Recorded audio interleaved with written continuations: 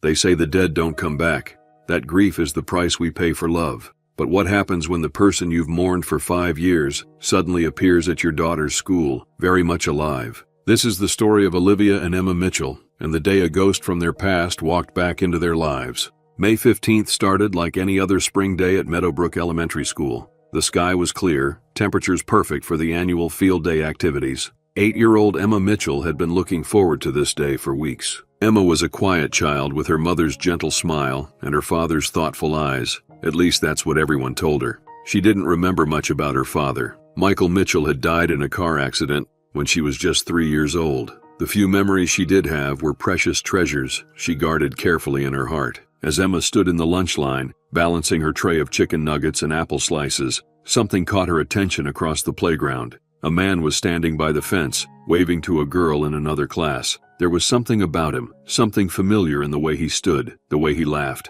Emma squinted against the sun. The man had the same sandy brown hair as the father in her photos, the same height and build. And when he smiled at the girl, Sophie, a new student who'd transferred in a few months ago, Emma saw something that made her stomach drop. A small scar above his right eyebrow, just like in the photo on her nightstand. Mrs. Peterson, Emma's teacher, rushed over. "Emma, are you okay?" But Emma couldn't speak. Her eyes were fixed on the man who now looked in her direction, their gazes meeting for just a moment. Recognition flashed across his face before he quickly turned away, taking Sophie's hand and hurrying toward the parking lot.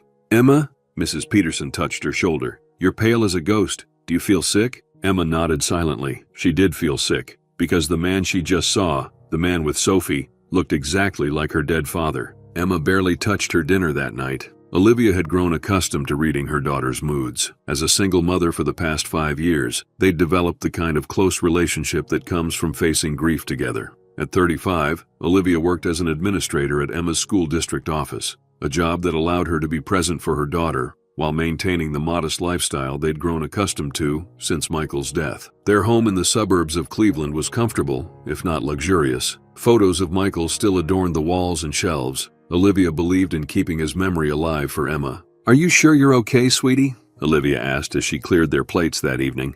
"You've been quiet since you got home." Emma pushed her peas around her plate, eyes downcast. Then, without warning, the words tumbled out. "I saw Daddy today." Olivia froze, her heart skipping a beat. This wasn't entirely unexpected. Emma occasionally claimed to see her father in dreams, or feel his presence on important days. The child psychologist had assured Olivia this was normal, part of how young children processed grief. "Oh? Was it a nice thought about him?" Olivia asked gently, resuming her task. Emma shook her head firmly. "No, Mom. I saw Daddy, real Daddy, at school today. He was picking up the new girl, Sophie." The glass Olivia was rinsing slipped from her fingers, clattering in the sink. She turned to face her daughter, searching for the right words. "Honey, I know sometimes it feels like Daddy is still with us, and in many ways he is, but you know that Daddy died when you were little." Emma's face flushed with frustration. "It was him, Mom. He had the scar right here." She pointed above her own eyebrow. "And he laughed just like in the videos. He saw me too. He looked scared." Olivia sat down beside her daughter, taking her small hands. "Emma, sweetheart, I miss Daddy too, so much. But sometimes when we miss people, our minds can play tricks on us. We see what we want to see." "You don't believe me," Emma whispered, tears filling her eyes. That night, Olivia helped Emma get ready for bed as usual. The bedtime routine was sacred. Bath, pajamas, story time, and what they called daddy talks. Moments when Emma could ask questions about her father, and Olivia would share memories. But tonight, Emma was unusually quiet, as Olivia tucked her in beside the stuffed bear Michael had given her, and under the quilt Michael's mother had made. "Would you like to look at the album?" Olivia offered, reaching for the photo book they often reviewed during daddy talks. Emma shook her head. "I know what he looks like, Mom. I saw him today." After Emma fell asleep, Olivia sat in the living room, a glass of wine untouched beside her.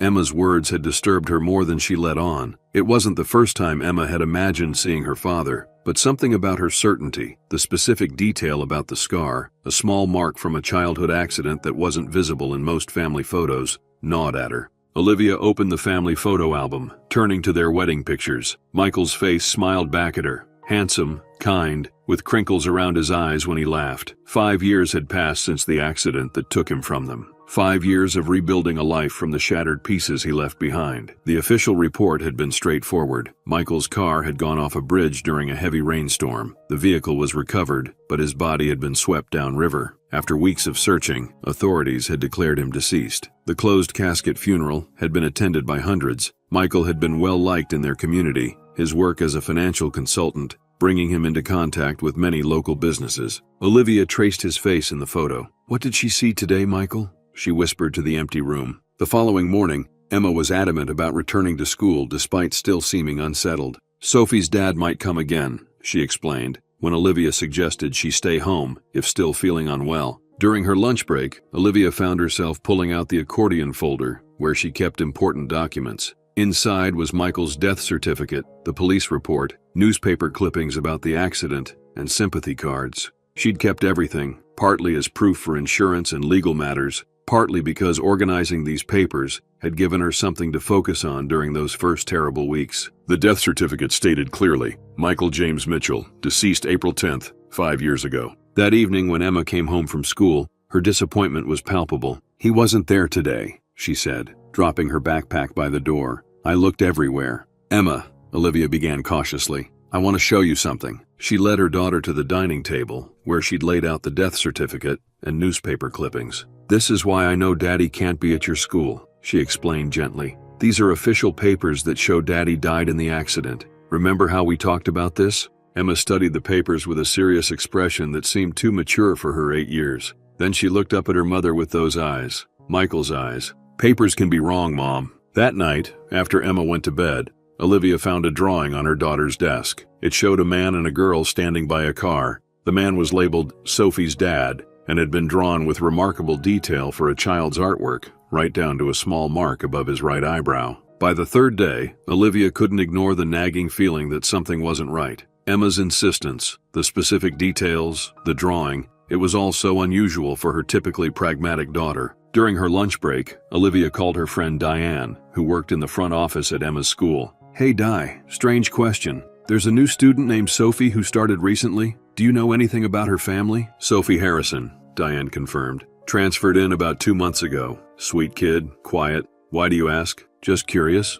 "Emma mentioned her," Olivia said, trying to sound casual. "Does she have siblings at the school?" "No, just her. Lives with her dad. Mom passed away, I believe. Cancer, from what I heard. They moved here from Michigan to be closer to Sophie's grandmother." Olivia's heart rate quickened. "What's her dad like?" "Richard? Seems nice enough. Started volunteering for the reading program on Thursdays. The kids love him. Actually, he reminds me a bit of..." Diane paused. "Oh, I shouldn't say that." "Say what?" Olivia pressed. "It's just, the first time I met him, I thought he looked a bit like Michael. Similar build, coloring. I almost mentioned it but caught myself. Last thing you need is some thoughtless comparison to dredge up painful memories." Olivia gripped the phone tighter. "Do you have a photo? On the school system, maybe? We have his driver's license scan for the background check. But Liv, what's this about? Can you pull it up? Please, Di. It's important." "Okay, I'm looking at it now. Richard Harrison, 38. Brown hair, hazel eyes. Honestly, in this photo, the resemblance isn't that strong. Just a general type similarity." Olivia exhaled slowly. Of course. It was just a coincidence that had triggered Emma's imagination. "Thanks, Di. Sorry for the strange request." "No problem. Oh, he's actually here today. Came in for the volunteer orientation meeting. Want me to introduce you? Might put the whole resemblance thing to rest." Olivia froze. "He's there now?" "In the library with the other new volunteers. Meeting ends in about 15 minutes. I'll be right there." Olivia drove to Emma's school in a daze, telling herself this was just to put her daughter's confusion to rest. She could take a quick look at this Richard Harrison, reassure herself it was merely a passing resemblance, and then gently help Emma understand. She parked her car and hurried toward the main entrance, her heels clicking against the pavement. As she approached the front doors, they swung open, and a group of adults emerged from the building. The volunteer orientation meeting must have ended. Olivia slowed her pace, scanning the group. A tall woman with gray hair, a young man in a university sweatshirt, an elderly gentleman,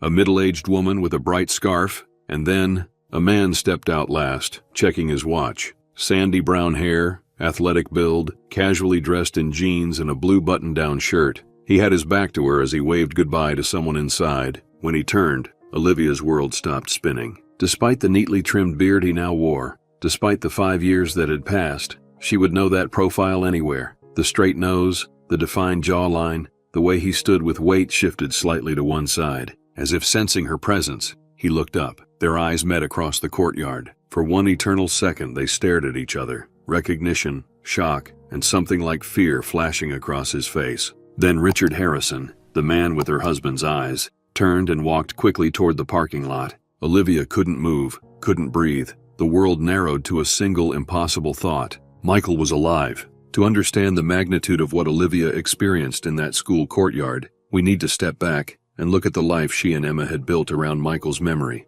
The Mitchells had been the quintessential young family. Michael and Olivia met during their senior year of college, she studying education, he pursuing finance. Their friends described them as perfectly matched, both kind, somewhat reserved, with the same subtle sense of humor. You could tell they were meant for each other, recalled Sarah Jenkins, Olivia's best friend since college. They had this way of communicating without words. Michael would look across a crowded room at Olivia, and she'd just nod like he'd asked a question out loud. They married 2 years after graduation. Emma arrived 3 years later. Their modest home in a good school district had been carefully chosen with future siblings for Emma in mind. Home videos from that time show a doting father, Michael reading to infant Emma, Michael teaching toddler Emma to walk, his hands hovering protectively as she took wobbling steps. Michael asleep on the couch with Emma napping on his chest, one of his hands cupped gently around her tiny body. He adored that little girl. She was his world. That's why none of this makes any sense.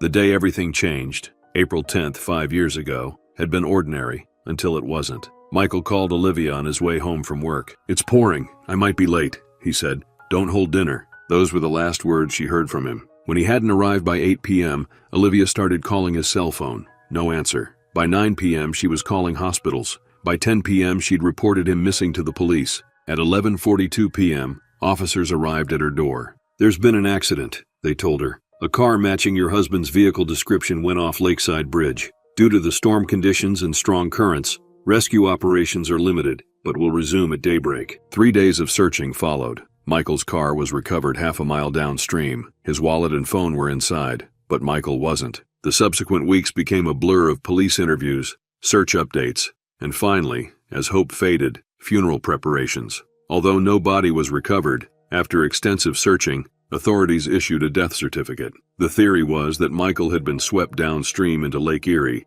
where recovery would be nearly impossible. The community rallied around Olivia and Emma. Meals appeared on their doorstep. Friends took turns staying with them. Michael's parents, devastated by the loss of their only child, channeled their grief into supporting their daughter-in-law and granddaughter. Emma, not quite 4 years old, didn't fully comprehend what had happened. "Where, Daddy?" she would ask each morning for weeks. Olivia consulted child psychologists about the best way to explain death to a toddler. She created a memory box with Emma, filling it with photos and small mementos of Michael. They would visit his empty grave at Lakeview Cemetery, where Emma would leave drawings and talk to her father about her day. As the years passed, these rituals evolved, but remained central to their lives. The anniversary of Michael's death was marked with a special dinner where they shared memories. Emma's achievements were celebrated with acknowledgments of how proud her father would be. At bedtime, Emma often held the stuffed bear her father had given her, while Olivia recounted stories about him. "I was determined that Emma would know who her father was,"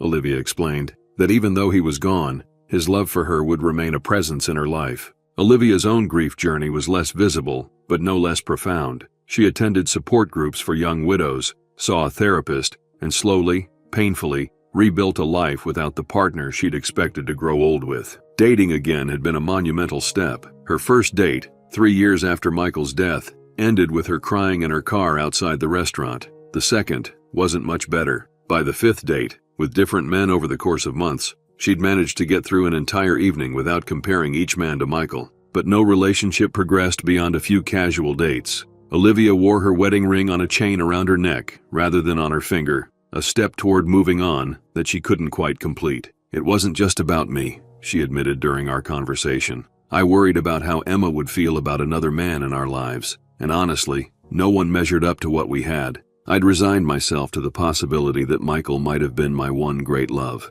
Michael's parents, Patricia and Robert Mitchell, remained deeply involved in Emma and Olivia's lives. Sunday dinners at their home were a weekly tradition. They never pressured Olivia to move on, seeming to find comfort in their shared dedication to preserving Michael's memory. "They were my rocks," Olivia said. They'd lost their son, yet somehow found the strength to help me raise Emma. They kept Michael alive for all of us. This was the backdrop against which Emma's shocking claim unfolded. A family defined by loss, held together by shared memories and carefully maintained rituals of remembrance. A mother and daughter who had painfully assembled a new normal from the pieces of their shattered expectations. And now, standing in that school courtyard, Olivia faced an impossible reality. The foundation of their rebuilt lives, Michael's death, might have been a lie. Olivia didn't remember driving home from the school. Her body operated on autopilot while her mind struggled to process what she'd seen. She called in sick to work, something she rarely did, and sat at her kitchen table, hands wrapped around a mug of tea gone cold. The man at Emma's school had looked like Michael, but after 5 years, couldn't her mind be playing tricks on her? Grief did strange things to perception. She'd once been convinced she saw Michael in a grocery store, only to realize it was a stranger when he turned around. But this felt different. The recognition in his eyes when he saw her, the way he'd hurried away, and there was Emma's insistence. Her daughter had recognized him first, had noticed details like the scar above his eyebrow that wasn't prominent in their photos. Diane arrived during her lunch break, concern written across her face. "You sounded so strange on the phone," she said, hugging Olivia. "What's going on?" Olivia led her friend to the living room, where she'd laid out family photos of Michael alongside Emma's drawing of Sophie's dad. "I need you to be brutally honest with me," Olivia said. "The man you know is Richard Harrison. Tell me truthfully how much he resembles Michael." Diane looked uncomfortable. "Liv, where is this coming from? Please, Di, this is important." Diane studied the photos, then sighed. "There's a resemblance, yes. Enough that I noticed it the first time I met him. But Liv, lots of men have similar features. Brown hair, athletic build. It's not that unusual." "What about this?" Olivia pointed to a close-up photo where Michael's scar was visible. "Does Richard have a scar like this?" Diane peered at the photo. "I can't say I've noticed, but I haven't exactly been studying the man." Olivia pushed Emma's drawing forward. "Emma drew this. She included the scar." "Honey," Diane said gently, "I know this must be difficult. Emma's at an age where she's trying to process her loss. Maybe she's projecting." "She recognized him before I did," Olivia interrupted. "She saw him and immediately knew. How would she recognize a father she barely remembers unless it was actually him?" Diane took Olivia's hands. "What exactly are you suggesting? That Michael faked his death? Left you and Emma? The Michael you knew would never do that." "The Michael I thought I knew," Olivia whispered. After Diane left, Olivia did something she'd avoided for years. She went to the attic and found the banker's box containing all the paperwork related to Michael's death. The police reports, the insurance documents, the legal declarations. She spread them across the floor, reading each one carefully, looking for, what? A discrepancy? A clue she'd missed? The police report described witnesses who saw a car matching Michael's going off the bridge. The vehicle identification matched. His wallet and phone were recovered from the car. The driver's side door was open, suggesting he'd attempted to escape the sinking vehicle. The search had been thorough. Divers, helicopter sweeps, shore patrols. After 2 weeks, with no body recovered, the case was classified as a presumed drowning. The life insurance company had initially been reluctant to pay without a body, but eventually released the funds after the official death certificate was issued. Everything seemed in order, and yet, Emma arrived home from school, dropping her backpack by the door. She stopped when she saw the papers spread across the living room floor. "Did you believe me?" she asked quietly. "Did you see him too?" Olivia looked at her daughter, this perceptive child who noticed everything. "I saw someone who looked very much like the pictures of your dad," she said carefully. "I'm trying to understand who he might be." Emma sat cross-legged on the floor beside her mother. "It's Daddy," she said with the simple certainty of a child. "He just has a beard now, and he pretends he doesn't know us." That evening, Olivia called Patricia and Robert Mitchell. She couldn't bring herself to share her suspicions over the phone, instead inviting them for dinner the following night. "There's something important I need to discuss with you about Emma," she said, which wasn't entirely untrue. After putting Emma to bed, Olivia opened her laptop. Her fingers hovered over the keyboard before typing, "Richard Harrison, Cleveland." The search returned too many results to be useful. She refined it. Richard Harrison, Michigan. One promising link appeared. A business listing for Harrison Financial Advisors in Grand Rapids, established 4 years ago. The website was simple but professional. No photos of the owner, just a logo and service descriptions. A financial advisor, just like Michael had been. Olivia's hands shook as she found the business phone number and dialed it, not sure what she would say if someone answered. The call went to voicemail. "You've reached Harrison Financial Advisors. Our office is currently closed. Please leave a message or visit our website to schedule a consultation. The voice was deliberately professional, a bit deeper than she remembered, but the cadence, the way certain words were emphasized, it sent chills down her spine. She hung up without leaving a message. Next, she searched social media for Richard Harrison, Michigan. Most profiles were private, showing only profile pictures too small to examine closely. One showed a man with similar coloring to Michael, but the photo quality was too poor to be certain. She created a fake profile and sent friend requests to several Richard Harrisons, then closed her laptop, feeling both determined and slightly ashamed of her amateur detective work. Sleep was impossible. Olivia lay awake, her mind racing through possibilities. If the man at school was Michael, why had he faked his death? Why abandon them? Was he in some kind of trouble? Witness protection? Had their entire marriage been a lie? And what about Sophie? The girl appeared to be around Emma's age. Had he started a new family while still married to Olivia? Or was there an innocent explanation for all of this? The next morning, Olivia called Emma's school and arranged for her daughter to stay for after-school care, something she rarely did. Then she contacted the school's principal directly. "Angela, I need to ask you about your security protocols," she said, trying to keep her voice steady. "Do you have cameras in the parking lot or playground?" "We upgraded the system last year," Angela confirmed. "Is there a specific concern?" "There was an incident during field day, a stranger on school grounds who made Emma uncomfortable," Olivia said, the half-truth bitter on her tongue. "I'd like to view the footage if possible." As a district employee with proper clearance and a parent with a reasonable request, Olivia was granted access to the security footage. That afternoon, she sat in the school's security office with the technology coordinator, reviewing video from field day. "We're looking for around lunchtime," Olivia explained. "Playground area, and then possibly the parking lot." The footage was grainier than she'd hoped, but clear enough. Children streamed across the playground for lunch period. Emma appeared at the top of the screen, lunch tray in hand. Olivia's heart clenched at the sight of her daughter's familiar yellow sweater. "Can we see more of the fence area?" she asked, pointing to the edge of the frame. The coordinator adjusted the view. A moment later, a man appeared, standing by the fence. He waved, and a little girl, Sophie presumably, ran over to him. "Can you zoom in?" Olivia's voice shook slightly. The image enlarged, pixelating somewhat but still discernible. The man was turned partly away from the camera, his face not fully visible, but his posture, the set of his shoulders, even the way he gestured as he spoke to the child, it was all hauntingly familiar. Then, as if sensing he was being watched, the man looked up. The camera caught his profile, and Olivia had to stifle a gasp. Even with the beard, even with the pixelation, there was no mistaking that face. The footage showed Emma dropping her tray, the man noticing her, the moment of frozen recognition between them, then his hasty departure with Sophie. "Is that what you needed to see?" the coordinator asked. Olivia nodded numbly. "Yes, thank you." Patricia and Robert Mitchell arrived for dinner that evening, bringing Emma's favorite dessert and their usual warm affection. Emma greeted her grandparents enthusiastically, while Olivia moved through dinner preparations in a fog of distraction. Over pasta and salad, Emma chattered about school projects, while the adults maintained normal conversation. After dinner, Olivia sent Emma to take her bath, using their evening routine as an excuse for private time with her in-laws. When Emma was upstairs, Olivia poured 3 glasses of wine and took a deep breath. "There's something I need to discuss with you both, and it's going to sound impossible," she began. "It's about Michael." Patricia reached for her husband's hand. "What about him, dear?" "I believe," Olivia paused, the words catching in her throat. "I believe he may be alive." The statement hung in the air. Robert's face hardened while Patricia's hand flew to her mouth. "Olivia," Robert said firmly, "I know the anniversary just passed, and that's always difficult." "No," Olivia interrupted, something she rarely did with her gentle father-in-law. "This isn't grief talking. Emma saw him at her school 3 days ago. I saw him yesterday." She explained everything. Emma's initial sighting, the drawing, the school security footage, the Michigan business listing. "The man goes by Richard Harrison now.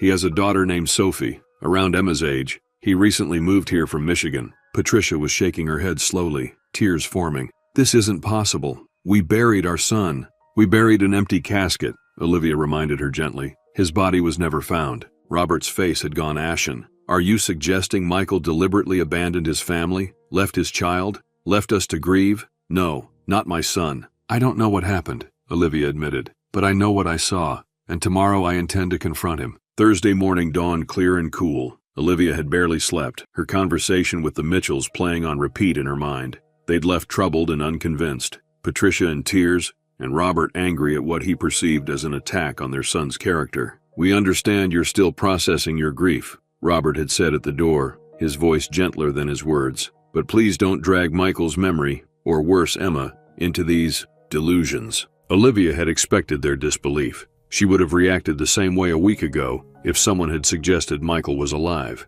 But now, with what she'd seen, she knew she had to find the truth. For Emma, for herself, and yes, even for Michael's parents. According to Diane, Richard Harrison volunteered for the reading program on Thursday afternoons. Olivia requested another personal day, dressed carefully in a blue dress Michael had always liked, and drove to Emma's school. She parked across the street, positioning her car with a clear view of the main entrance. School wouldn't dismiss for several hours, but the volunteers typically arrived early for training and preparation. At 1:15 p.m., a dark blue sedan pulled into the visitor parking space. Olivia's breath caught as a man emerged from the car. Even from this distance, the resemblance was unmistakable. He wore khakis and a light gray sweater, an outfit so similar to what Michael used to wear that it felt deliberate, a taunt. He entered the building, and Olivia forced herself to wait. Confronting him inside the school would create a scene, potentially traumatizing students, including Emma. Better to approach him in the parking lot afterward. The next 2 hours were excruciating. Olivia alternated between rehearsing what she would say and fighting the urge to drive away, to preserve the certainty of her grief rather than face the possibility of betrayal. At 3:30 p.m., students began streaming out of the building. Olivia slouched lower in her seat, not wanting to be spotted by Emma or her friends. The volunteer program would end soon after dismissal. At 3:45 p.m., the man emerged from the side entrance, checking his watch, a gesture so familiar it made Olivia's chest ache. He walked briskly toward his car, keys in hand. Now or never. Olivia got out of her car and crossed the street. Her legs felt wooden, her heart hammering so loudly she was certain he would hear it. She approached as he was unlocking his car door. "Michael?" she called, her voice surprisingly steady. He froze, his back to her. For a moment he didn't move, didn't turn. Then slowly, he straightened and faced her. 5 years had changed him in subtle ways. The beard, a few strands of gray at his temples, lines around his eyes that hadn't been there before. But those eyes, those were the same eyes that had looked at her with love across the altar, the same eyes that had filled with tears when he first held Emma. "I think you have me confused with someone else," he said, his voice controlled. "My name is Richard." Olivia took a step closer. "No, your name is Michael James Mitchell. You're my husband and Emma's father." His expression remained neutral, but his eyes darted past her, scanning the nearly empty parking lot. "Look, I don't know who you think I am, but I need to go. My daughter will be waiting for me at her grandmother's." "Your daughter?" Olivia's voice cracked. "Which one? Sophie or Emma?" Color drained from his face. "Please, you don't understand." "Then help me understand," Olivia said, moving closer still. "Help me understand how my husband, the man I mourned for 5 years, is standing in front of me now, pretending to be someone else. Help me understand what to tell our daughter, who recognized you instantly despite barely remembering you." He glanced at his watch, another painfully familiar gesture. "I can't do this here. Not now. Then where? When? Another 5 years from now?" Anger seeped into Olivia's voice. "You owe me an explanation." His composure slipped. "Lower your voice, please." "Why should I? Are you afraid someone will hear? That your carefully constructed lie will fall apart?" She was trembling now, years of grief transforming into rage. "Tell me I'm wrong. Tell me you're not Michael." He looked at her directly for the first time. "Olivia?" Just her name and his voice was confirmation enough. Her knees weakened, and she grabbed the car for support. "Oh my God," she whispered. "It really is you." He glanced nervously toward the school. "We can't talk here. Not like this." "Then where?" she demanded. "Rockwell Park. Tonight at 8. I'll explain everything." He opened his car door. "Please, Olivia, come alone." Before she could respond, he was in his car, pulling away from the curb. Olivia stood rooted to the spot, watching the blue sedan disappear around the corner. She was still sitting in her parked car when the after-school program ended and Emma emerged with her friends. Olivia composed herself, forcing a smile as her daughter climbed into the car. "How was your day, sweetie?" she asked, her voice only slightly shaky. "Good. We made Mother's Day cards in art class." Emma studied her mother's face. "Your eyes are red. Were you crying?" "Just allergies," Olivia lied, hating herself for the deception. "How about pizza for dinner? We could order from Tony's." Emma's face lit up at her favorite treat, momentarily distracted from her mother's distress. During dinner, Olivia called her neighbor Lisa, arranging for Emma to have a movie night sleepover with Lisa's daughter Chloe. "Are you okay?" Lisa asked, picking up on something in Olivia's voice.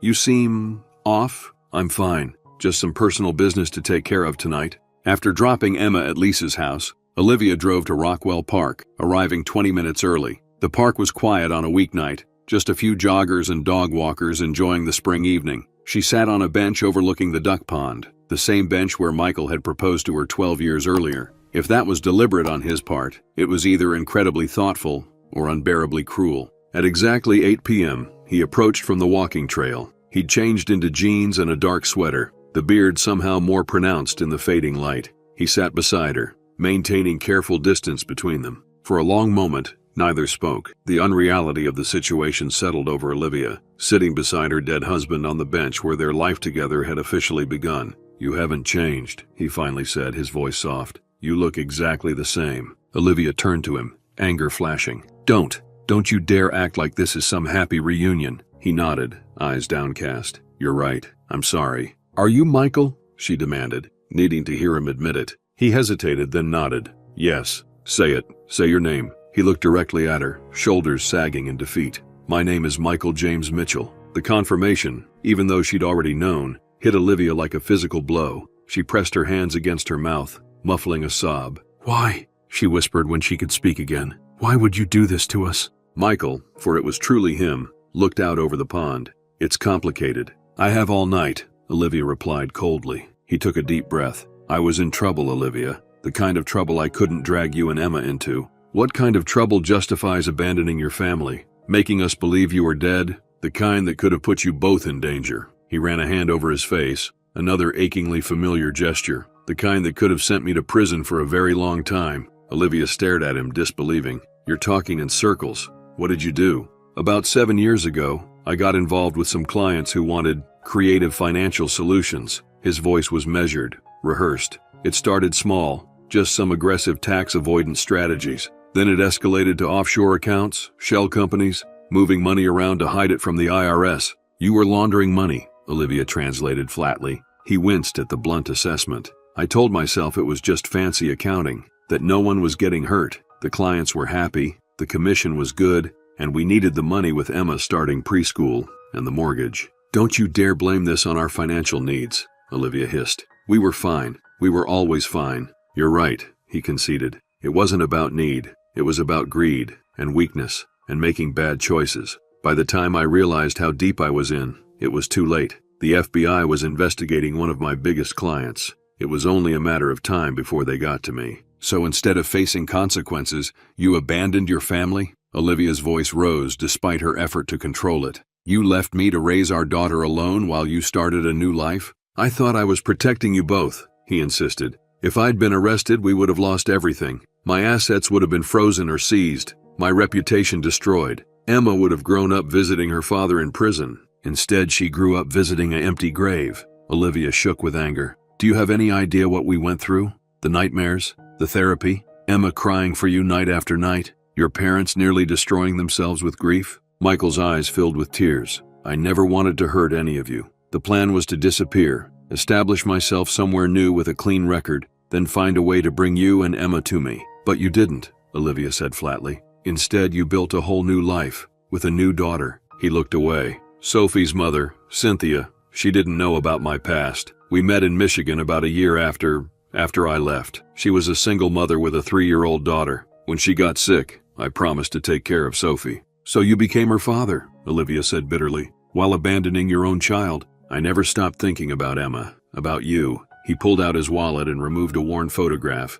Emma at 3, the last age he'd seen her. I've carried this every day. Olivia bit back a harsh laugh. How noble of you to carry a photo while we carried the reality of your absence. For several minutes, they sat in loaded silence. A million questions crowded Olivia's mind, alongside a confusing mixture of grief, rage, and a treacherous undercurrent of relief that Michael wasn't dead. Why did you come back to Cleveland? She finally asked. Of all the places you could have gone, why risk coming back here? Sophie's grandmother lives here. When Cynthia died last year, her mother was devastated. She wanted to be part of Sophie's life, and Sophie needed that connection. I never imagined we'd end up at Emma's school. He shook his head. The odds seemed impossible. Yet here we are, Olivia said quietly. So what happens now? Michael looked at her uncertainly. What do you want to happen? What I want? Olivia's laugh held no humor. I want the last 5 years back. I want to not have grieved for a man who was building a life without me. I want our daughter to not have grown up believing her father loved her so little that he couldn't even visit from heaven.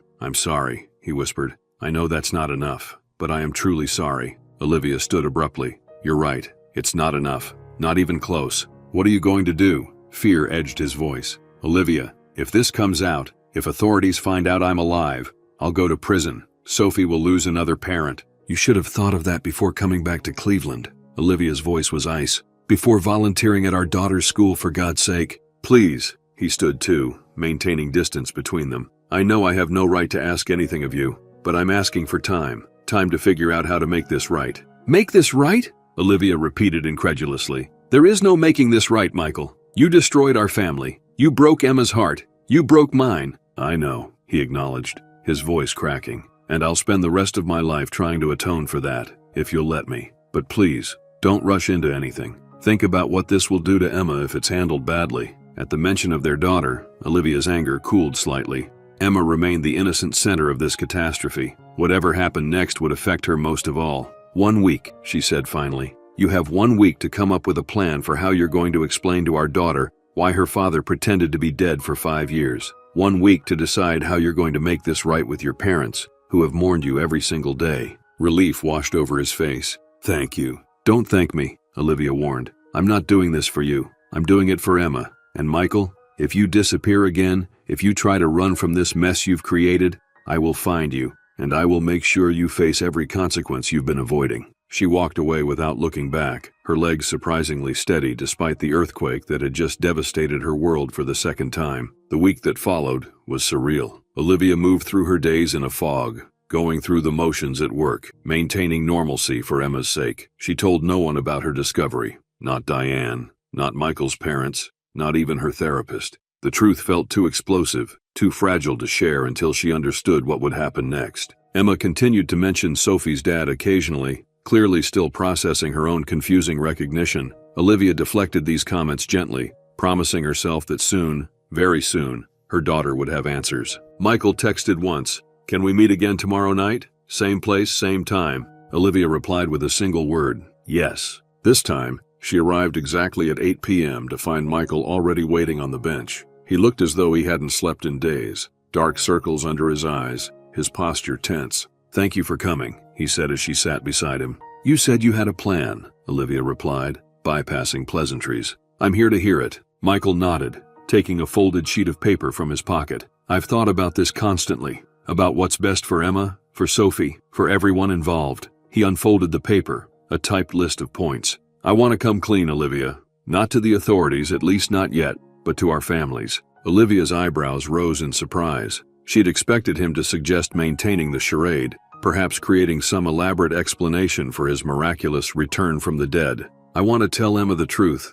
in an age-appropriate way," he continued, "that I made a terrible mistake, that I've been living under a different name, and that I never stopped loving her. I want to tell my parents the same." "And Sophie?" Olivia asked. "What will you tell her?" Michael rubbed his face wearily. "That's more complicated. She's known me as her father since she was 3, the same age Emma was when I left. She's already lost her mother. I don't want to shatter her world by revealing I'm not who she thinks I am." "So you'll continue lying to her while telling our daughter the truth?" Olivia challenged. "How is that fair to either of them?" "I don't have perfect answers," Michael admitted. "Just the least harmful ones I can find." For the next hour, they discussed the logistics of Michael's plan. He would tell Emma first, with Olivia present, in a controlled environment with a child psychologist on standby. Then his parents, though he feared his father might never forgive him. Sophie would be told a simplified version, that Michael had another family before her mother, and that he had to go by a different name for complicated grown-up reasons. "After that," Michael said, his voice hesitant, "I want to make amends legally, turn myself in." Olivia stared at him. "You'd go to prison? What about Sophie?" "She would stay with her grandmother during any incarceration, and I've set aside funds for her future." He met Olivia's gaze directly. "I'm tired of running, Liv. Tired of living a lie. Seeing you and Emma again made me realize how much I've lost, how much damage I've done. I want to make it right, whatever the cost." The use of her old nickname, Liv, sent a pang through Olivia's chest. This man before her sounded more like the Michael she'd married than the coward who'd faked his death. "And us?" she asked quietly. What happens to us? Michael's expression softened. That's entirely up to you. I forfeited any right to expectations when I left. If you want a divorce, I'll sign the papers without contest. If you've met someone else, I haven't, Olivia interrupted, then immediately wondered why she'd felt the need to clarify. Whatever you decide, I want to be in Emma's life, if you'll allow it. Not to replace what we had, but to be her father, in whatever capacity you deem appropriate. It was a carefully worded statement, respectful of the boundaries Olivia had every right to establish. Yet underneath, she sensed the desperate hope of a man who'd realized too late what he'd thrown away. I need time, she said finally. This isn't something I can decide tonight. Michael nodded. Of course. But there's one more thing. He hesitated. Emma recognized me at school. She might mention it to my parents on Sunday when you go for dinner. We should tell her something before then. Olivia knew he was right. Emma's perception was too acute, her curiosity too persistent to be satisfied with deflections much longer. Saturday, she decided. We'll tell her together on Saturday morning. My house, 10 a.m. I'll arrange for a child psychologist to be available afterward. Relief crossed Michael's face. Thank you. As they prepared to leave, an uncomfortable thought occurred to Olivia. Michael, does Sophie ever mention Emma? Do they interact at school? He shook his head. They're in different grades and classes. I don't think they know each other beyond perhaps seeing each other in the halls. Half-sisters passing each other without knowing, Olivia murmured, the reality of the situation hitting her anew. This is all so impossible. I know. Michael stood, maintaining the respectful distance he'd kept throughout their meetings. For what it's worth, Olivia, not a day went by that I didn't regret what I did to you and Emma. The life I built afterward was hollow at its core. Olivia didn't reply. Words of forgiveness wouldn't come, and words of accusation felt redundant. Instead, she simply nodded and walked away, carrying the weight of decisions that would reshape not just her life, but the lives of two children who deserved better than the complications adults had created for them. Saturday morning arrived with a gentle rain that matched Olivia's somber mood. She'd barely slept, rehearsing what they would tell Emma, anticipating questions she might ask, preparing for tears, or anger, or confusion, or all three. The child psychologist, Dr. Leah Winters, arrived first. Olivia had explained the situation in a confidential session earlier in the week, and Dr. Winters had helped craft an approach that would prioritize Emma's emotional well-being. Children are remarkably resilient, Dr. Winters reminded Olivia as they waited, but they need honesty, delivered with love, and at a level they can process. Emma may surprise you with her capacity to understand complex situations. Michael arrived exactly at 10, looking as nervous as Olivia felt. He'd trimmed his beard and wore a blue button-down shirt that Emma might recognize from old photos. The effort to make himself familiar to his daughter touched Olivia, despite her lingering anger. Emma was in the backyard, playing with the neighbor's dog through the fence. Olivia called her inside, her heart racing. Emma, sweetheart, there's someone very important here to see you. Emma entered the living room, curious. Her eyes fell on Michael, and she froze, her small body tensing. Sophie's dad, she said, confusion evident in her voice as she looked to her mother for explanation. Michael knelt to her eye level, maintaining distance. Emma, he said, his voice thick with emotion. I'm not just Sophie's dad.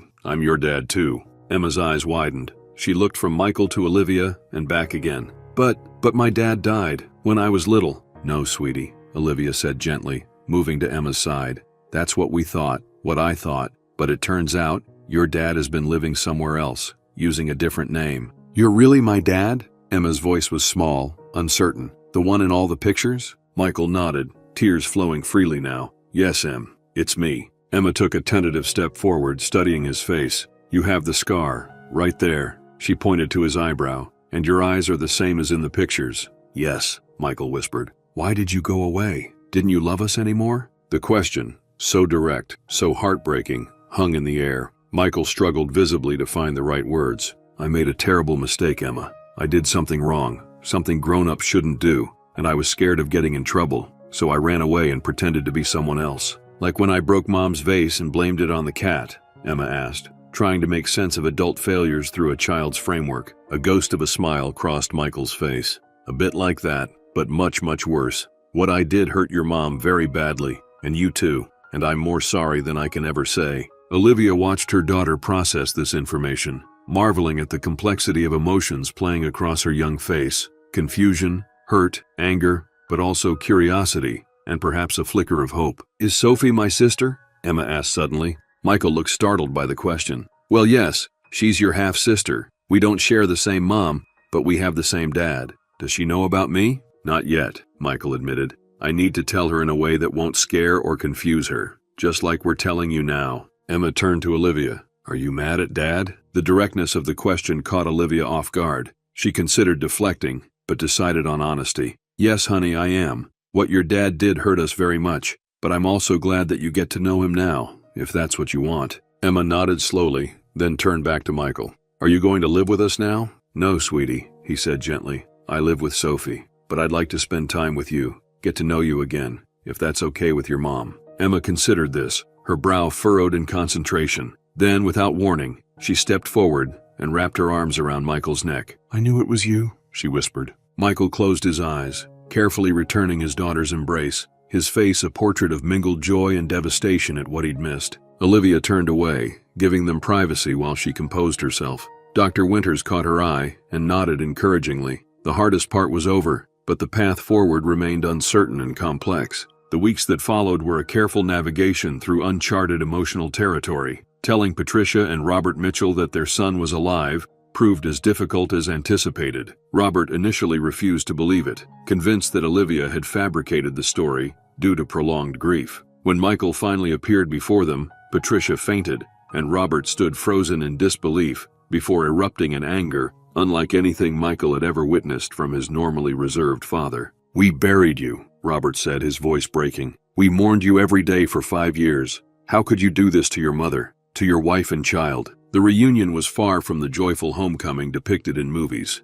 It was raw, painful, filled with accusations and tears. Yet beneath the anger lay the undeniable relief that their son lived, that the aching void of his death had been a lie. For Emma, the adjustment came with surprising resilience. Dr. Winters noted that children often adapt more quickly than adults to changed circumstances, particularly when those changes fulfill deep wishes. Emma has fantasized about her father returning for most of her life, Dr. Winters explained to Olivia. While the circumstances are far from ideal, the reality of having her father back aligns with her deepest hope. The legal implications of Michael's return were complex and far-reaching. After consulting with attorneys, he made the decision to turn himself into authorities, confessing to financial crimes and the fraud of faking his death. The district attorney, taking into account his voluntary surrender and the unusual circumstances, agreed to reduce charges. Michael received a sentence of 18 months in a minimum security facility, with eligibility for early release with good behavior.